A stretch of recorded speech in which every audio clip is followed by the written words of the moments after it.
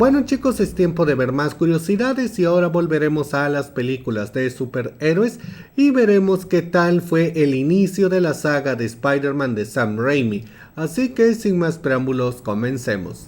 Tobey Maguire, el gran encargado de ser el primer Spider-Man del cine, dice que jamás había leído un cómic de Spider-Man, ni siquiera un cómic en general, pero que le gustó bastante el guión de la película y se sintió sorprendido ya que no esperaba que una película de superhéroes pudiera tener una trama tan interesante.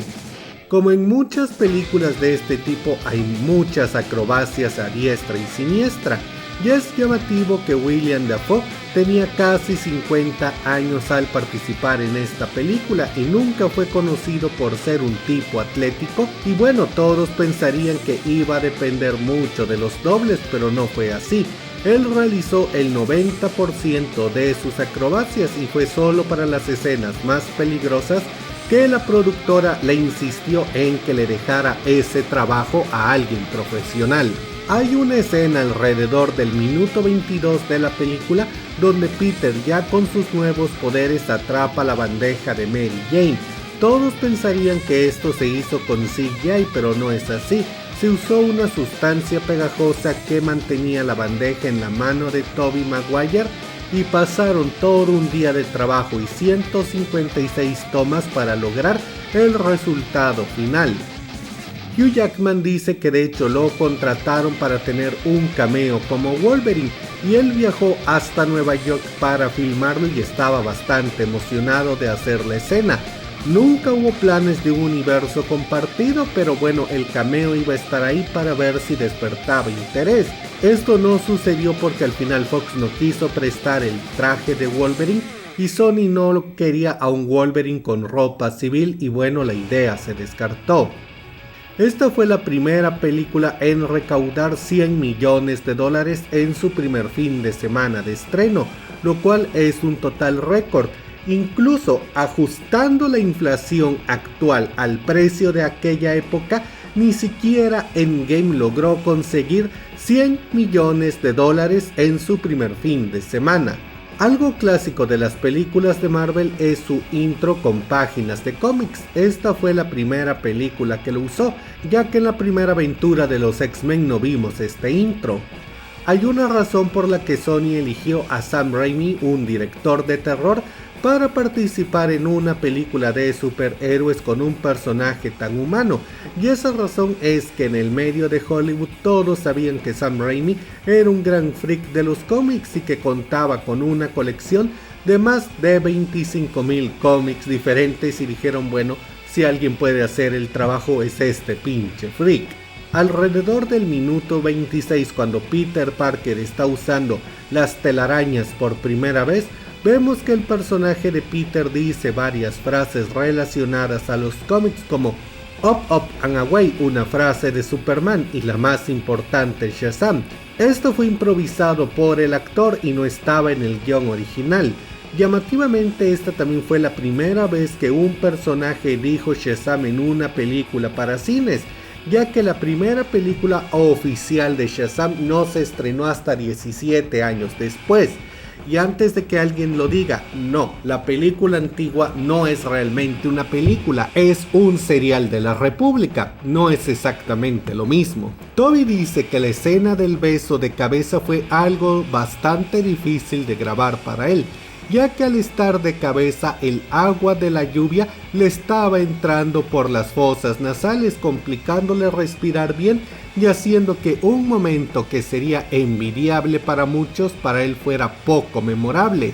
Algo muy llamativo es que por esta película y sus secuelas Tobey Maguire terminó ganando alrededor de $26 millones y esto claro a tasa del año 2008.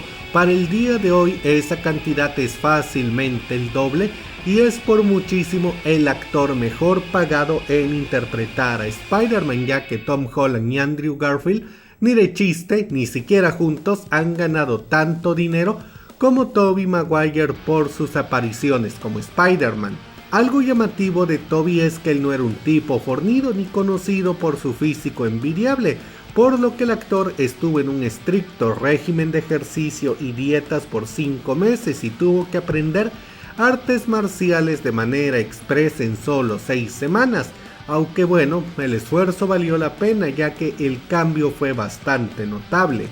Esta película, como muchas otras, se vio afectada por los ataques terroristas del 11 de septiembre del año 2001. Primero que nada se eliminó un póster donde en los ojos de Spider-Man se alcanzaba a ver el reflejo de las Torres Gemelas, aunque ese póster logró sobrevivir al intento de veto de parte de Sony y la imagen puede ser encontrada en Google y hay alguno que otro pillo que está vendiendo réplicas o el póster original por una suma de dinero bastante considerable.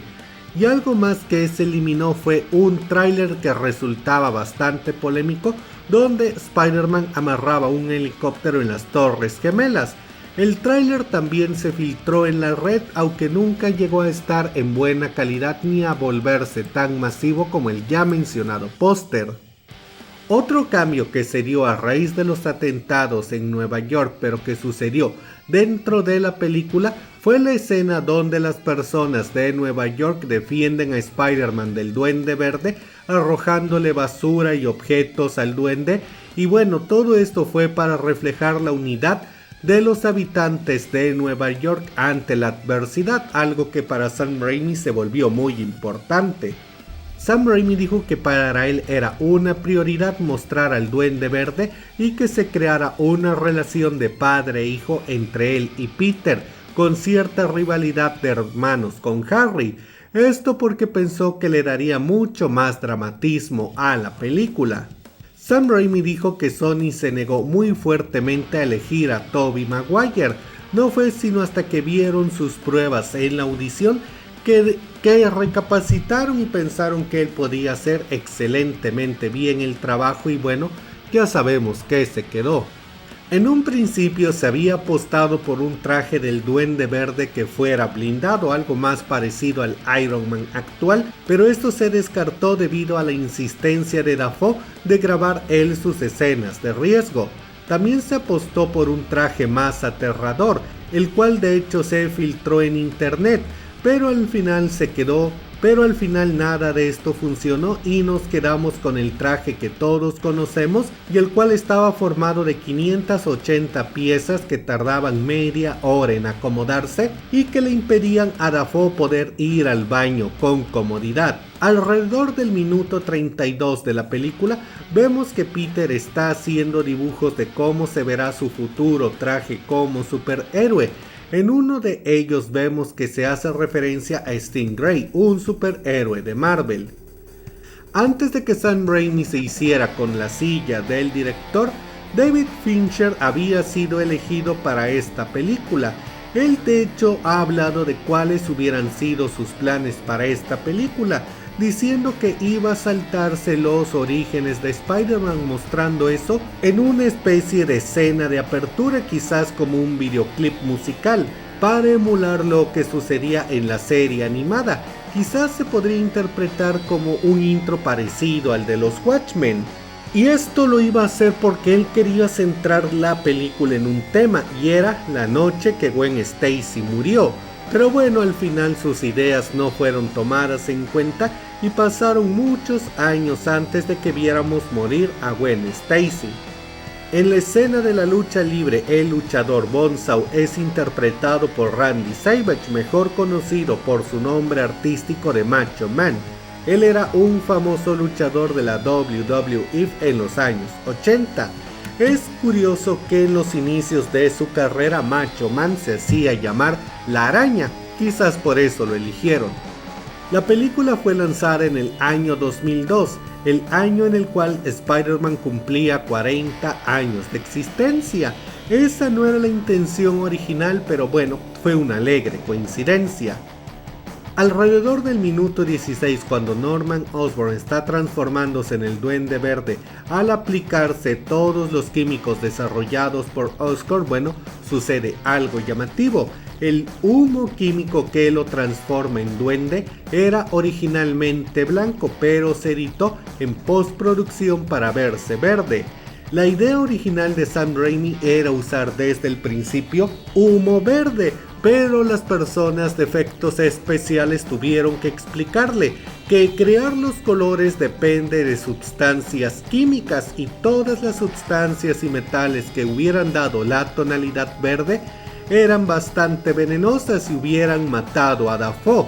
Incluso aunque no hubieran usado a Dafoe sino un muñeco, eran un tanto peligrosas de manejar en el set y bueno, por eso se recurrió a los efectos especiales. Un cambio muy odiado fue que en la película Peter Parker puede disparar telaraña orgánica y no tiene unos lanzadores de telaraña como sucede en los cómics, donde él mismo inventó la receta de su telaraña sintética. En algún momento Sam Raimi explicó que esto fue para darle más sentido a la película, ya que eso es más lógico no importando cuánto le moleste a los amantes del canon. Raimi explicó que hubiera sido imposible poner a su Peter Parker a fabricar semejante dispositivo con sus recursos, y además el asesor científico de la película, porque sí, tuvieron un asesor científico para las escenas de acción, le dio una larga explicación acerca de que sería completamente imposible, no importando cuánta ficción le quieras meter, que unos lanzadores de telaraña con solo unos mililitros de algún líquido pudiera crear los kilómetros de telaraña que necesita Spider-Man para la pelea, y que aunque también es bastante licencioso, era más correcto usar telaraña orgánica y por eso se usó ese detalle. De nuevo, los fans del canon lo odian, pero había motivos para ponerlo. Y bueno chicos, eso es todo por ahora.